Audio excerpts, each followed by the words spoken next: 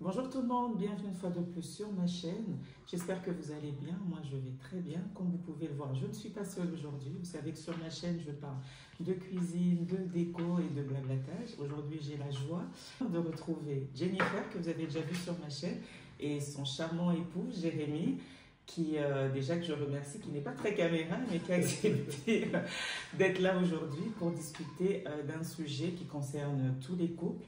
Et déjà, bonjour Jérémy, bonjour Jennifer. J'ai fait l'inverse, mais bon, c'est la même personne. Ça va? Ça va. Ça va très bien. Bah, merci Lydia pour l'invitation. Ah ben c'est moi. Oui. Merci, moi je suis contente de revenir. Hein. C'est toujours un plaisir d'être là. Merci beaucoup. Donc aujourd'hui, on va aborder avec eux, ça fait combien d'années que vous êtes mariés? 10 ans? 9? 10.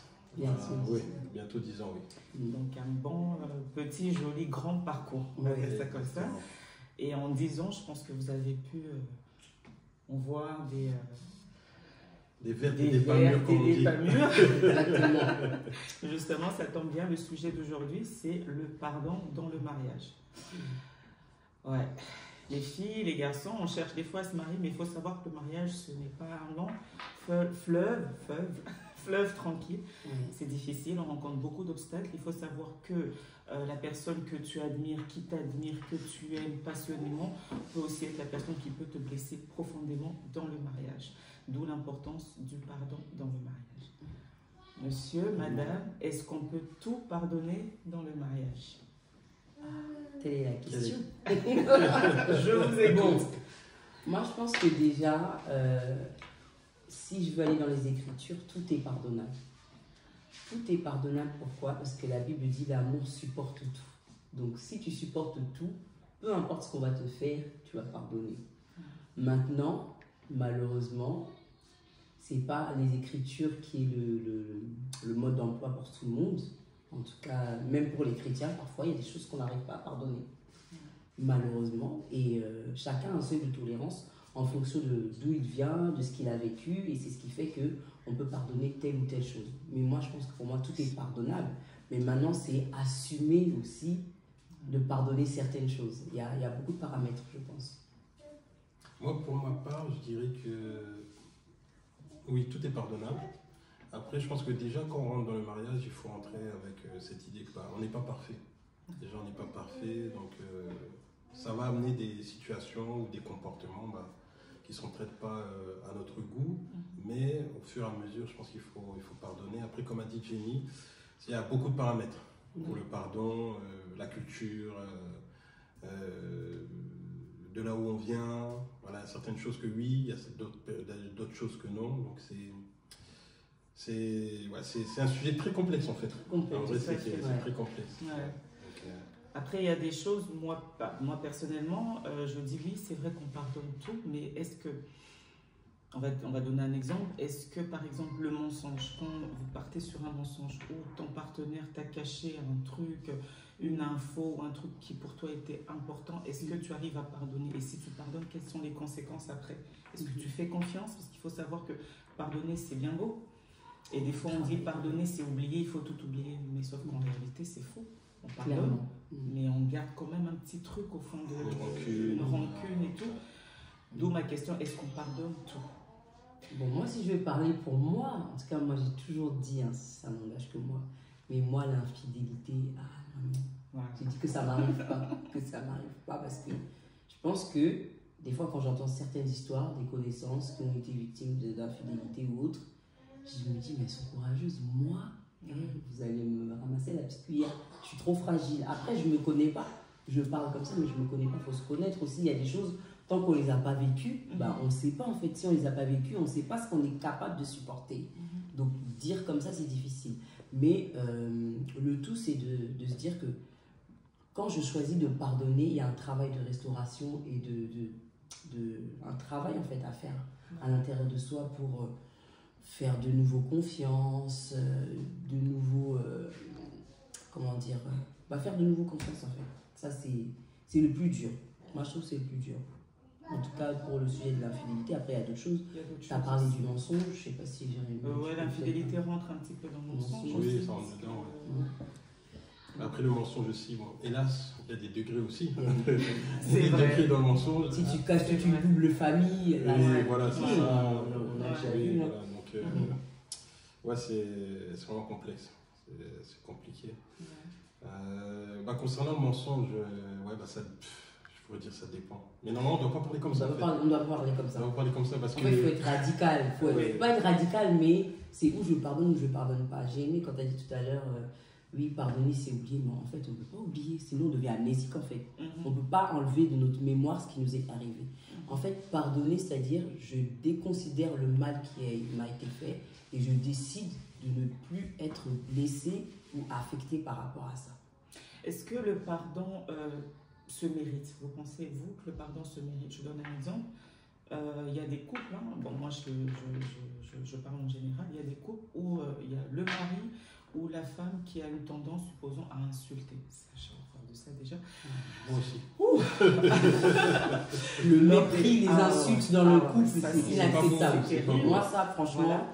Et quand tu as quelqu'un comme ça en face de toi, qui t'insulte régulièrement, ou qui te dénigre, ou qui te dit voilà, des choses qui te font sentir moins que rien, est-ce que cette personne, tu continues de lui pardonner par amour, voilà, parce qu'on prie, parce que voilà, et la personne en face ne change pas, ou le pardon se mérite, c'est-à-dire je te pardonne, mais tu dois faire le travail de changer après, tu ne dois plus répéter, ça ne doit plus se répéter. Qu'est-ce que, pour vous, dans ce genre de situation, qu'est-ce qu'on fait en cas d'insulte dans le mariage? Voilà, c'est un exemple précis, de manque de respect, de dénigrement.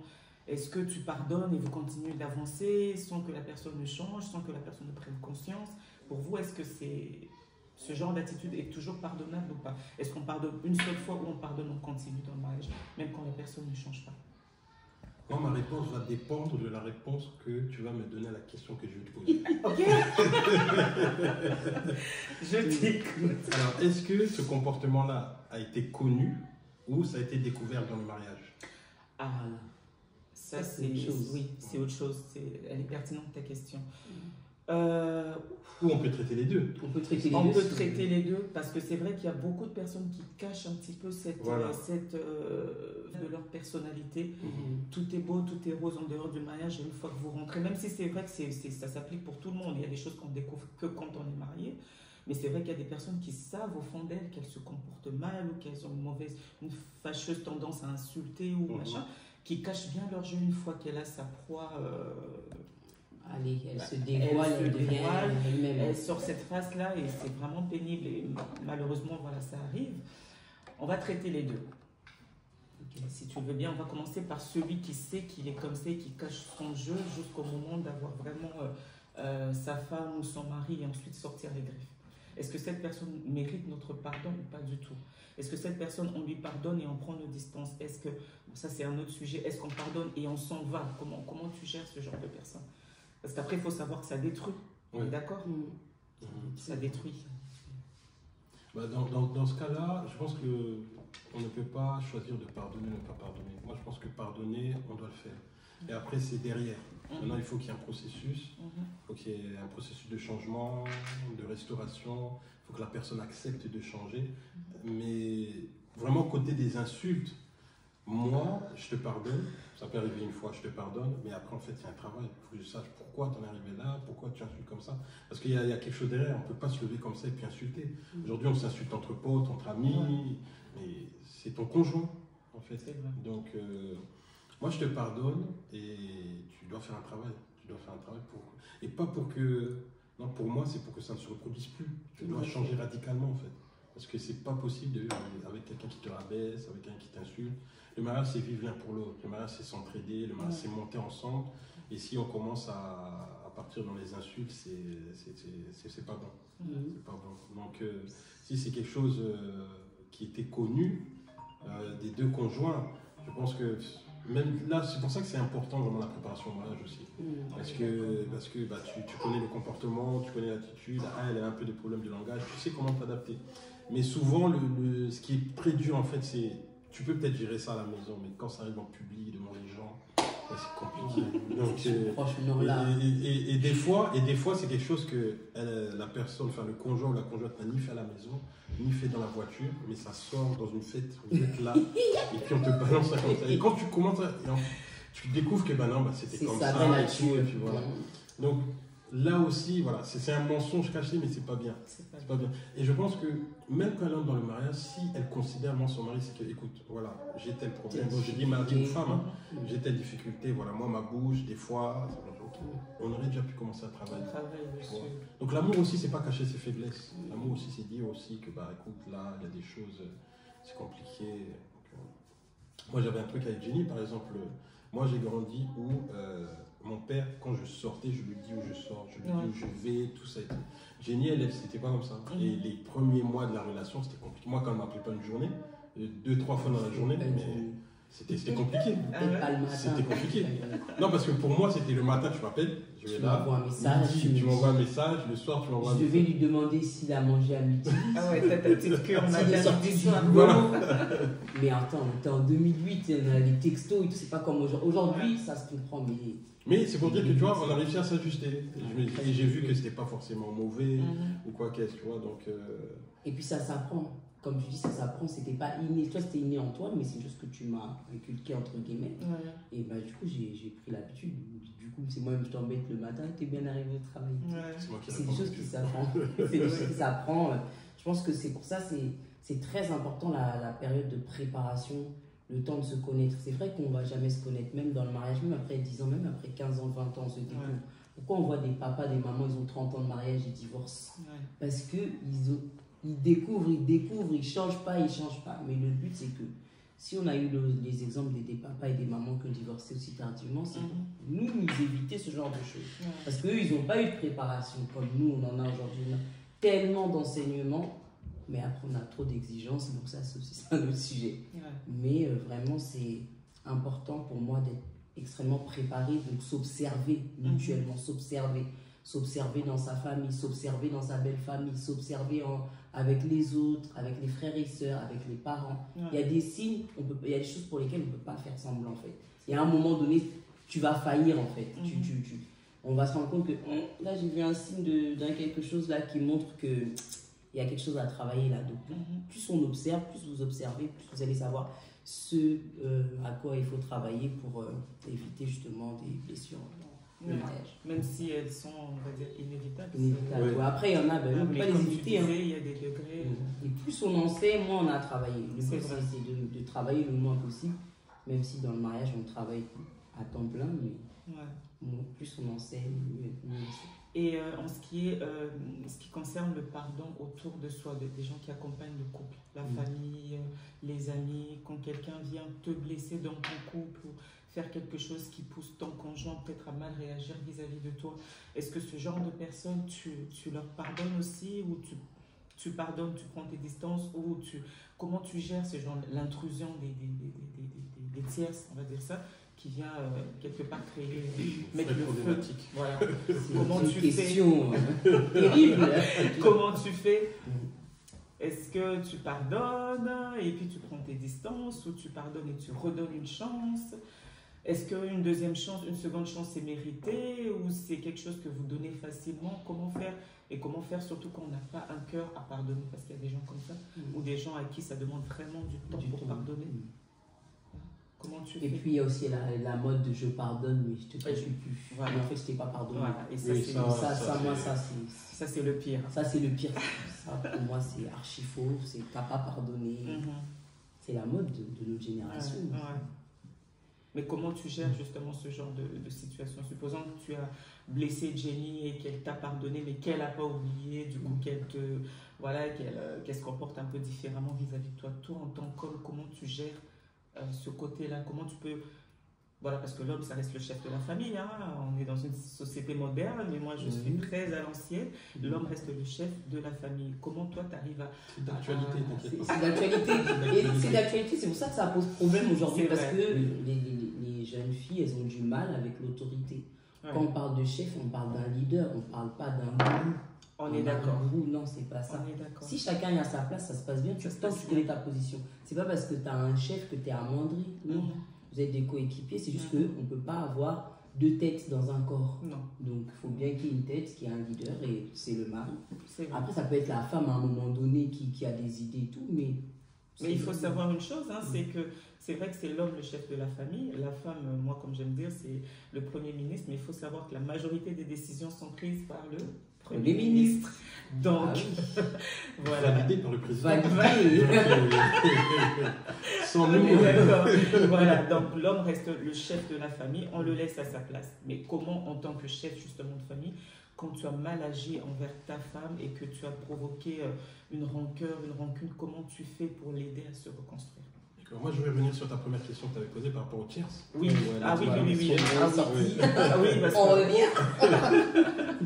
Après, toujours des tierces, moi je pardonne. Parce qu'il faut savoir que vous avez fait votre nid et les personnes ne connaissent pas encore votre mode de fonctionnement ou votre mode de vie. Donc c'est sûr qu'il y aura des personnes qui vont se donner parfois le droit de pouvoir interagir, de donner leurs opinions, de parler à ta femme ou à ton époux. Moi je pardonne, mais après je mets des règles. Je dis écoute, tu as fait ça, peut-être tu ne savais pas, mais dorénavant, cette situation-là, tu ne vas pas voir ma femme, tu viens me voir moi. Même si tu vois quelque chose sur ma femme qui ne te plaît pas, tu ne vas pas la voir elle, tu me vois moi.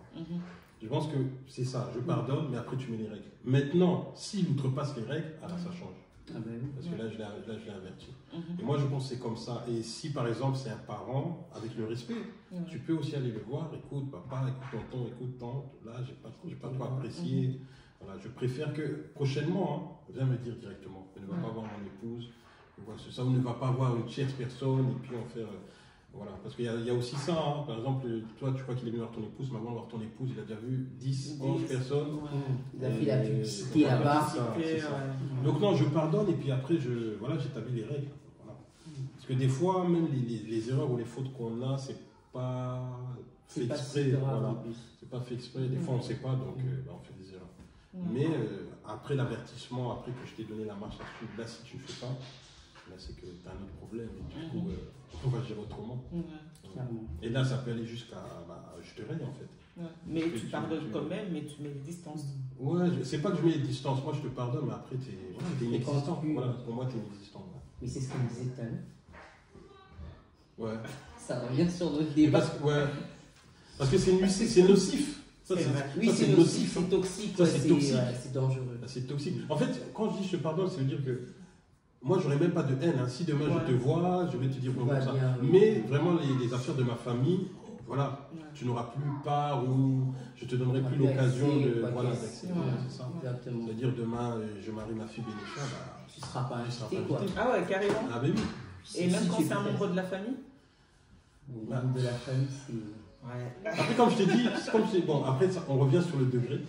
Voilà, à quel point ça a été nocif. Parce que et la position de la personne. Tu sais aussi qu'il y a des fois des membres de famille qui ont provoqué des divorces. Tu vois? Donc, c'est ça aussi. Donc, moi, s'il fallait choisir, je préfère être dur pour préserver mon couple que d'être peut-être plus attendri et puis avoir des conséquences plus tard. Parce que après, des trucs comme ça, si on te regarde, on te dit ah, mais toi aussi, tu savais ça, mais tu es toujours resté là, tu l'as toujours laissé. Donc moi, je pense qu'il ne faut vraiment pas sacrifier sa relation sur son mariage. Le mariage, c'est quelque chose qu'il faut garder, peu importe les gens qu'il y aura autour qui diront quoi que ce soit. C'est que vous deux, vous devez travailler. S'il y a eu une brèche qui a fait que l'un ou l'autre a été mis à nu ou en difficulté, le plus important, c'est que vite vous puissiez vous rattraper pour vous protéger l'un l'autre. Moi, je trouve ça, c'est vraiment trop important. Ne pas donner accès à n'importe qui dans son mariage. Sinon, chacun vient, il dit ce qu'il veut, il fait ce qu'il veut. Après, on ne sait plus qui est qui. On se perd, en fait. C'est vrai. Donc, Jérémy, tu disais, donc, ça nous ramène à ma troisième question, je crois, quatrième, sur en tant que leader de la famille, le chef de famille, quand tu as blessé ton épouse, qu'est-ce que tu fais, toi, pour justement aider à guérir, parce qu'on va se dire la vérité, hein, une blessure, ça prend du temps, le pardon, ça prend des fois du temps. Il y a des gens qui pardonnent facilement, mais je pense qu'en couple, c'est un peu plus difficile parce que c'est la personne avec qui tu es censé être plus épanoui, être heureux. Et quand cette personne-là te blesse, c'est vrai que ça demande du temps des fois pour guérir de cette blessure. Et toi, quand tu sais que c'est toi le blesseur, le causeur de la cause de la peine, comment toi, en tant qu'homme, tu gères justement cette guérison par rapport à ta femme?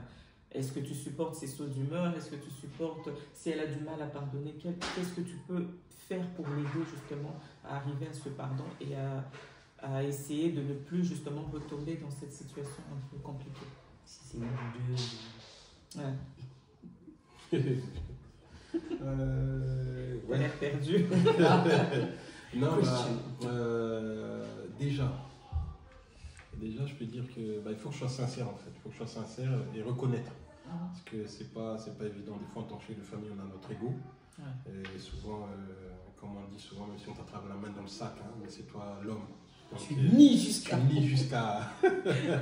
Donc déjà, je pense que la première étape pour moi qui fera que je pourrais peut-être reconquérir sa confiance ou son attention vis-à-vis de moi, c'est déjà vraiment être sincère et que je reconnaisse, que je regrette. Ouais. Je regrette vraiment ce qui s'est passé. Oui, amèrement. Que je regrette.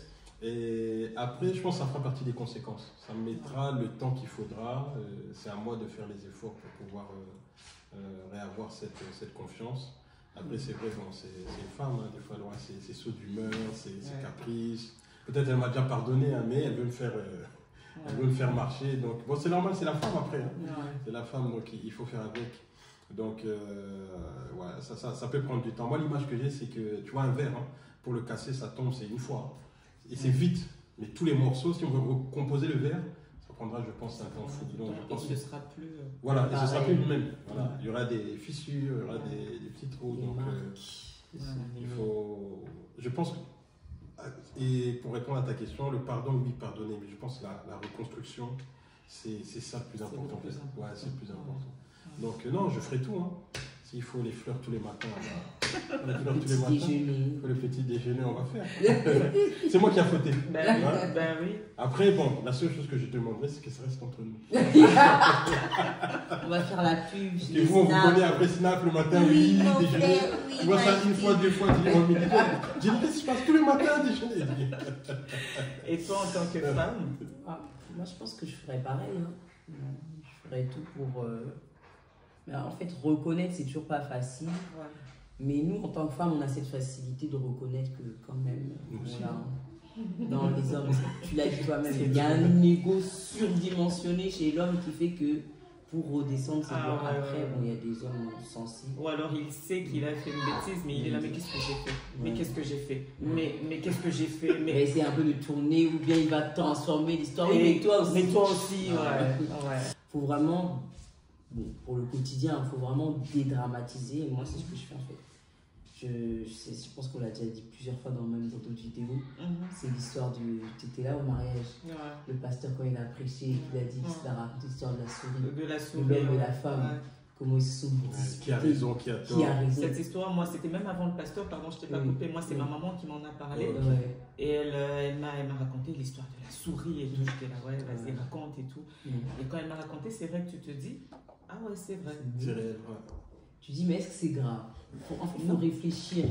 Tu te dis, quand je ne pardonne pas, c'est qui souffre? Déjà, c'est toi. Ouais. C'est toi-même qui souffre parce que tu portes la personne. Tu portes la personne, tu la mets dans une boîte, tu l'enfermes. Pendant ce temps, la personne, elle n'est même pas au courant, elle mène sa meilleure vie. Et toi, tu souffres. C'est vrai. C'est pas bon. Il faut être libre, en fait. Et puis, ça t'empêche...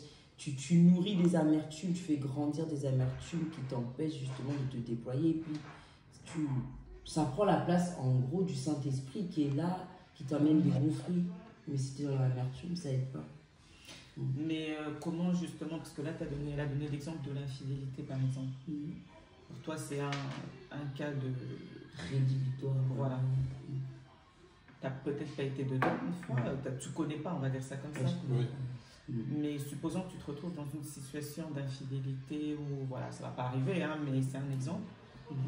Est-ce que tu pardonnes et tu t'en vas, à savoir que s'en aller, c'est pas biblique, on est d'accord? Et on ne se marie pas pour partir, sauf en cas de situation extrême. Contredisez-moi si j'ai tort. Parce que j'ai eu un débat houleux avec certaines personnes et tout, sur justement le fait de dire, si ça ne va pas, en cas de situation extrême, il faut partir. Oh, comment tu peux dire ça? on se marie pour la vie, on est d'accord. Mais il y a des choses que tu ne peux pas, malheureusement, réparer.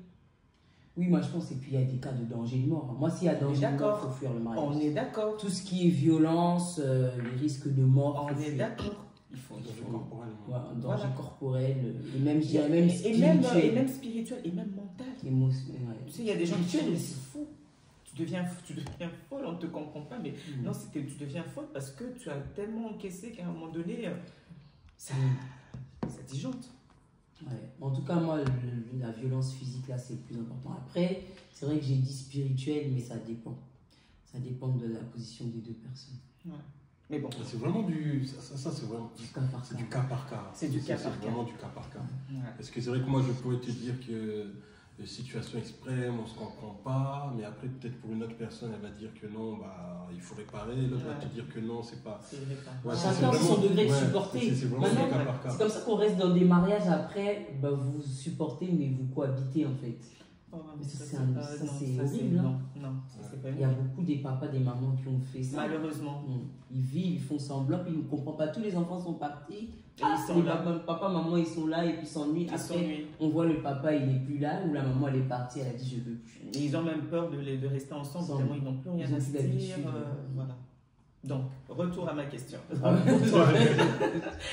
le cas d'une situation que pour toi tu estimes, ok, je peux pardonner, mais ça va prendre du temps et je préfère prendre des distances. Comment tu fais, toi, pour arriver pour un truc vraiment qui dépasse tes forces? Comment tu fais pour surmonter ça et comment tu fais pour te reconstruire sans avoir besoin de l'aide de mon propre conjoint? Ouais. Bon, la chose qu'il faut faire déjà, c'est être entouré. Déjà, il ne faut pas être seul. Mais Jérémy a dit qu'il ne fallait pas en parler. Non, mais si c'est avec lui, si c'est avec lui, c'est un degré vraiment. Non, là, il faut. C'est vrai que le problème, c'est que voilà, on a des parrains, et puis si vous n'avez pas de parrains, il y a toujours des personnes dignes de confiance. C'est vrai qu'on est dans une génération où on nous dit il ne faut pas faire confiance aux gens, tu vas leur raconter tout. Mais il y a des personnes qui font quand même leurs preuves autour de vous, à qui vous pouvez confier, entre guillemets, vos problèmes graves aussi. C'est pas les petites disputes. Lui, hier, il m'a dit ça, tu l'appelles. Non, ça. Il faut aussi apprendre à travailler, vous deux. Ça, il n'y a pas de souci.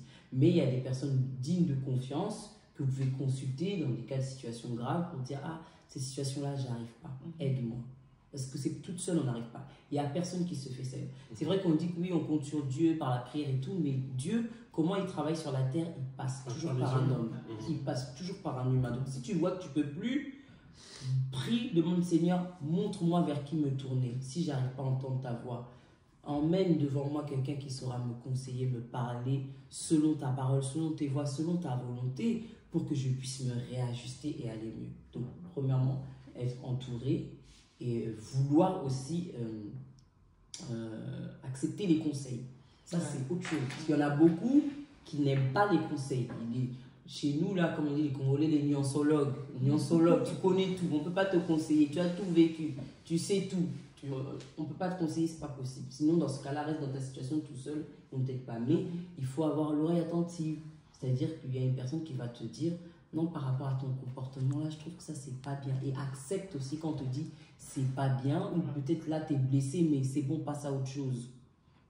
C'est pas méchant, en fait. C'est pas qu'on ne considère pas ta douleur ou ton mal et qu'on se dit que c'est bon, il faut passer à autre chose. C'est juste pour te booster, pour te dire que tu es capable de passer au-dessus de ces situations, te relever. C'est un choix, en fait. Tout est question de décision. Quand on parle de pardon, c'est une décision, en fait. C'est une décision grave. Je dis, bon, je pardonne, je prends la décision, comme je disais au début, de déconsidérer le mal et de ne plus en être affecté. Ça ne doit plus me mettre à terre. Je dis, je pardonne, mais ça ne va plus me mettre à terre. On avance, on passe à autre chose. Parce qu'à chaque fois, il y aura des problèmes. Plus on va avancer, il y aura des problèmes, des difficultés, il y aura des situations qui vont faire qu'on n'est pas en accord, ou il y aura des déceptions, certains comportements. Plus on avance dans l'âge aussi, on se découvre, on n'a pas fini de se découvrir tout. Et à un moment donné, il faut dire que, est-ce que ça là c'est grave? Est-ce que vraiment ça mérite que je ne pardonne pas et que je retienne la personne? C'est vraiment comme ça. Comme je dis souvent à Jenny, le mariage c'est la gestion quotidienne des dossiers chauds. À temps plein. C'est comme un chef de l'État, aujourd'hui il doit gérer une grève, demain il doit gérer des attentats, demain il doit gérer gilets jaunes, tout ça. Donc c'est vraiment, et ça vraiment tout est dans la gestion. C'est la gestion, c'est vraiment la gestion. Et pour vous, dans le couple, je vais commencer par Jérémy. Quel conseil toi tu donnais, parce que vous êtes encore jeune, on est jeune, hein, ces vidéos c'est vraiment pour les jeunes qui ne sont pas encore dans le mariage et pour ceux qui sont déjà dedans et qui ont peut-être besoin, parce que des fois, on va se le dire, des fois on a du mal avec les conseils qui viennent de nos parents parce qu'on se dit, oh mais qu'est-ce qu'ils savent, c'est pas la même génération. Donc moi je reste vraiment dans un action, je me dis, on est des jeunes, on parle en tant que jeunes mariés. Et vous, par rapport à votre expérience, Jérémy par exemple, qu'est-ce que tu dirais toi à ces jeunes qui s'engagent, qui sont sur la voie du mariage ou qui sont déjà dedans, qui ont du mal, quelles sont les erreurs à éviter pour ne pas justement se retrouver au point de ne pas pouvoir réparer ces erreurs, à être là à demander pardon mais que ce soit trop tard ou que la personne ne te pardonne pas. Qu'est-ce que tu fais justement pour éviter d'arriver à des situations extrêmes? Moi, ce que je pourrais dire, c'est aux jeunes hommes mariés. Oui, aux hommes. Ouais. Ouais, aux hommes mariés, je crois que je l'ai dit dans le dernier live. Je vais le dire comme je l'ai dit, n'ayons pas peur de faire le premier pas. Voilà, n'ayons pas peur de faire le premier pas. Si tu sais que tu as fauté, vas-y. Vas-y, va vers ton épouse, va vers ta conjointe, dis-lui. Et les choses vont passer nettement mieux que si tu gardes. Et comme j'ai dit, on a un ego vraiment surdimensionné, ça je le dis, je sais. Mais il faut vraiment beaucoup il faut beaucoup prendre sur soi. Vraiment, le mariage, on vit pour l'autre en fait. On vit pour l'autre et le but c'est que le mariage soit une harmonie, pas un terrain de guerre ou bon, j'attends de voir si elle va. Elle n'est pas dans tes pensées. Ils ne se sont même pas mariés. Elle n'est pas dans tes pensées. Elle n'est pas dans ses pensées. Ouais. Et donc, il faut le faire rapidement. Je vais donner une expérience qui nous est arrivée avec Jenny. On a essayé, parce que bon, on n'est pas parfait, on a encore beaucoup de chemin à prendre. Mais la petite expérience, c'est que bon, nous, on a un principe. C'est que nous, on se couche jamais. Si un problème, on le règle avant de dormir. Ah bon? C'est quelque chose qu'on s'est toujours dit. Ah, je veux bien. Vous me direz comment vous faites parce que... Comme by fire, by force. Tu vas guérir en fait. Tu vas guérir, t'as pas le choix en fait. T'as pas le choix. On va pas bouder en fait. C'est tellement en fait. C'est un travail après. Pas plus tard que la semaine, c'est quoi, il y a 2 semaines, non? Ouais, 3 semaines. Il y a 2 semaines, donc je revenais du travail, on est au téléphone, conversation, bim, elle touche un sujet qui me. Elle m'a chauffé. Je me suis mis même à crier au téléphone dans le train. Non, mais je suis gentille. Hein? Mais c'est pour dire, en fait, ça arrive à tout le monde. Et c'est des choses normaux de couple, on s'est énervé. J'ai chauffé au téléphone, bim, je l'ai raccroché. Ah ouais. Tout ça sur la route. Après, j'arrive ici. Déjà, les gens sont dans la maison, mais ils ne verront même pas qu'on est en discussion. C'est bien, ça c'est bien. Bonjour, tout ça. Elle m'a même servi. Bon, moi, j'étais étonné, je m'attendais à ce qu'il y ait. Bon, je me suis dit, est-ce qu'il y a même du poison? Je mange pas. Et donc, du coup, voilà, la soirée se fait, tout ça. Et puis, bon, on arrive dans la chambre, bon, on est là. En fait, on n'arrive même pas en fait. Et puis, du coup, elle s'endort. Moi, je m'endors. Elle s'est endormie. Moi, je lui ai parlé, elle s'est endormie. J'ai laissé. Et puis, le matin, j'ai pris mon portable dans le train. J'ai fait son roulement. Ouais, excuse-moi, c'est ma faute, tout ça, là. Bon, je te demande pardon. Après, elle aussi dit, bah non, bah, c'était aussi moi, tout ça. Et tout. Bon, bonne journée, petite fille.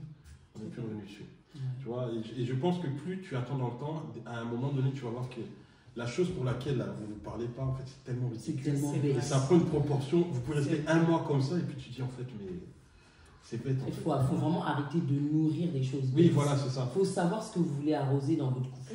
Attends, mais j'ai une question, Jérémy et Jennifer. Est-ce que c'est quelque chose que vous vous étiez dit avant de vous marier, on va jamais dormir fâché, ou ça s'est mis en place tout seul naturellement? Ou c'est une promesse que vous étiez faite? C'est plus lui qui me disait ça au début.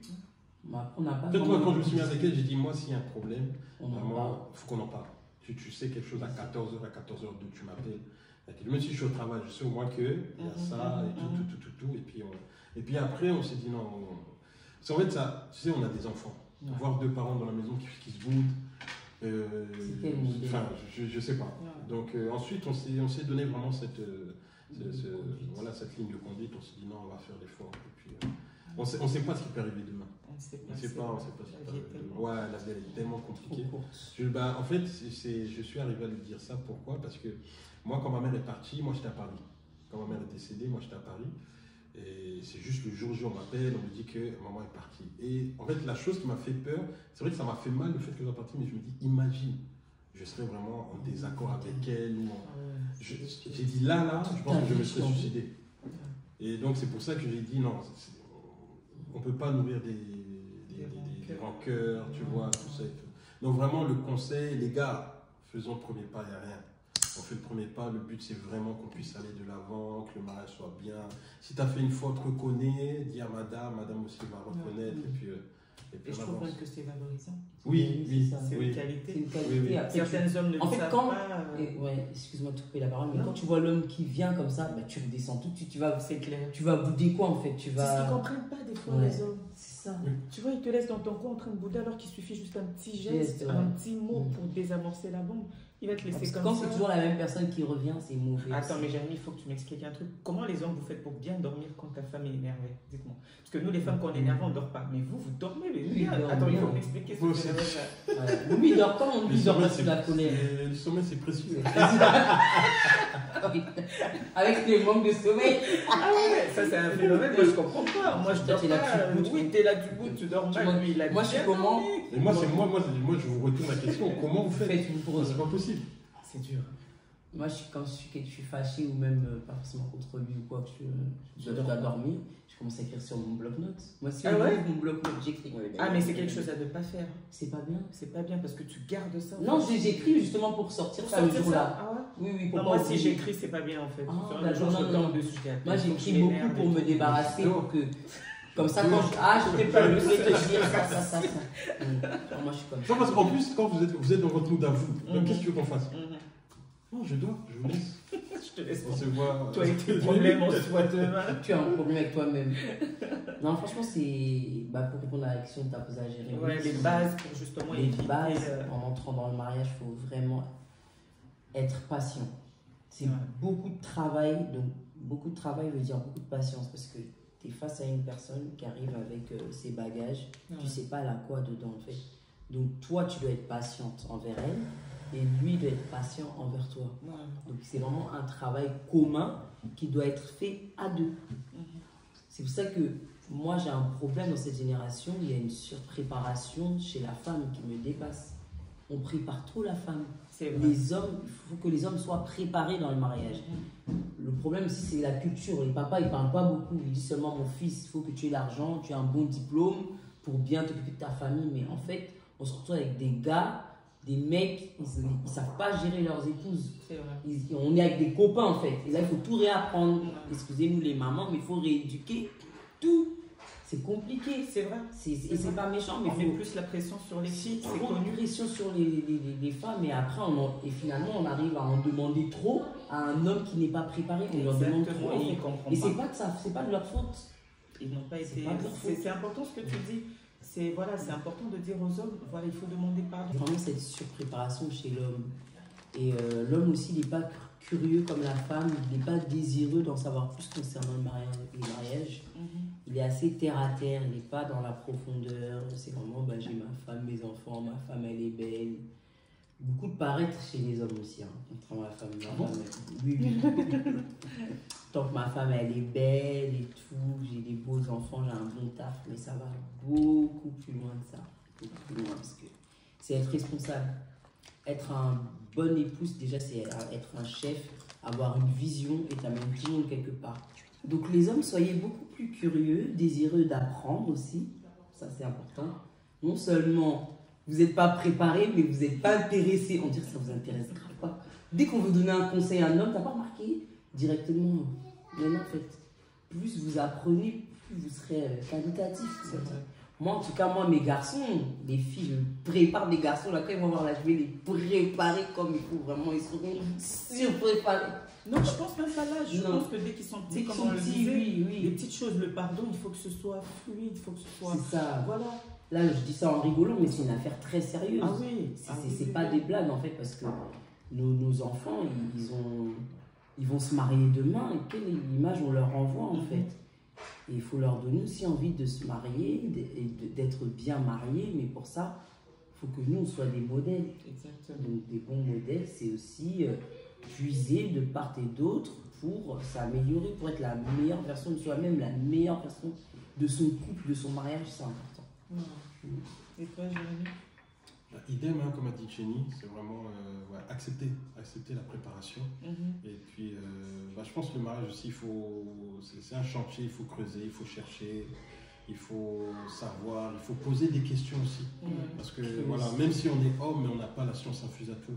Donc il faut aussi avoir cette humilité là aussi, parfois demander. Et parfois la réponse elle n'est pas loin, c'est ta conjointe. Hein. C'est vrai. Parfois c'est ta conjointe, donc c'est vraiment ça. Donc c'est humilité, patience, beaucoup enfin, on diminue le moi pour faire grandir l'autre. Et l'autre, si elle a cette pensée-là, bah, c'est les deux qui vont grandir ensemble. Et puis comme j'ai dit, voilà, la gestion journalière des dossiers critiques, ça, on n'a pas le choix. C'est l'importance du pardon. Qu'est-ce que tu peux nous dire sur l'importance du pardon? Moi, j'irais plutôt dans l'amour. S'il y a l'amour, il y a pardon. Donc, quand on se marie, c'est qu'on aime. Et quand on aime, on pardonne.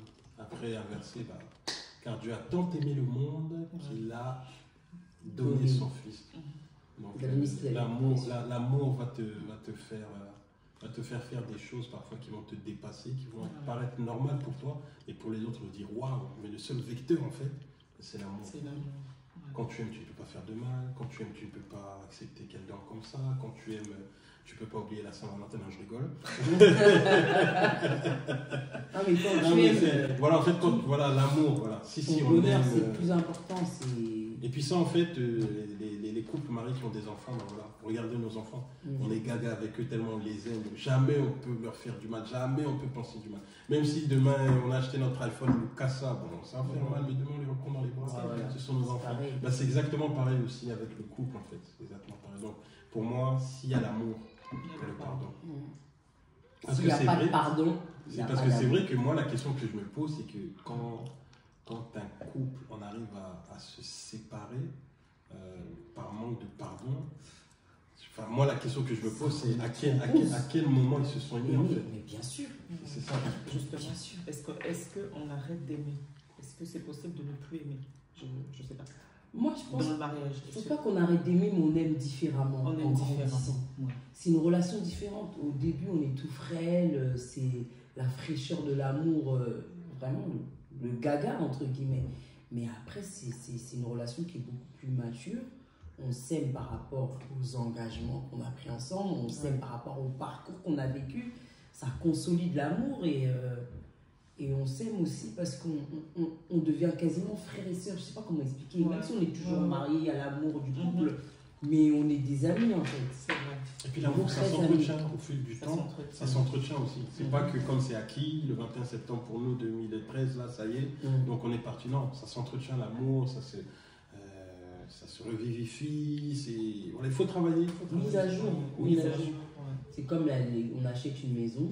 On fait une déco, on est dedans pendant 10 ans, au bout de 10 ans, la déco, sous la coupe, on fait un peu les murs, on change de cuisine, on change de canapé, on fait un peu de déco, on ajoute des fleurs, des pots, c'est ça en fait, il y a toujours à faire. En fait, il faut accepter de dire, quand je vais me marier, c'est bien beau, mais je vais travailler. Beaucoup travailler sur moi-même, je vais travailler. Ça me plaît pas, mais bon, comme il aime, je vais patienter. Comme il n'arrive pas, je patiente, c'est du travail continu. Un jour tu pètes un câble et tu fous tout le monde dans le Au nom de l'amour. Fusil. L'amour supporte tout. Comme a dit Jérémy, ça pardonne tout et le pardon, ça libère. Quand tu pardonnes, tu te sens bien. Libre. Jérémy, Jennifer, regarde, je fais la même erreur. Jérémy, Jennifer. On est un. Voilà. Merci beaucoup. Merci à toi déjà. Merci, plaisir et j'espère que ça va plaire aux gens. Et si c'est le cas, abonnez-vous. Cliquez sur le petit pouce, partagez, ça nous fera plaisir. Et nous, on vous dit à très bientôt pour une nouvelle vidéo quand ils seront libres parce que monsieur et madame ont des agendas. C'est quelque chose. Merci beaucoup. À très bientôt. À très bientôt. Bye bye. Bye bye.